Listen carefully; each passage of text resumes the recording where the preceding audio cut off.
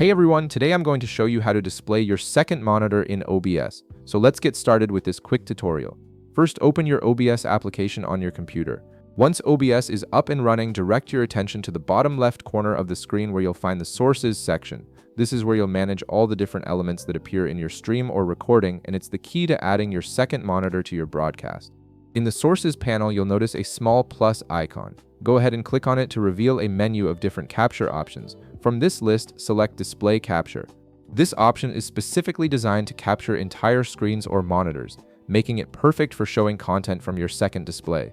It's incredibly useful when you want to share multiple screens with your audience or switch between different monitors during your stream. After selecting Display Capture, a new window will pop up asking you to name this source. This helps you stay organized, especially if you're working with multiple displays or capture sources. In the name field, type something descriptive like second monitor so you can easily identify it later.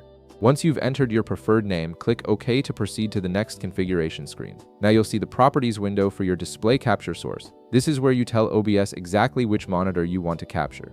Look for the display option in this window and you'll see a drop-down menu right beside it. Click on this drop-down menu to reveal a list of all the monitors currently connected to your computer. Each monitor will be listed, usually labeled as Display 1, Display 2, and so on.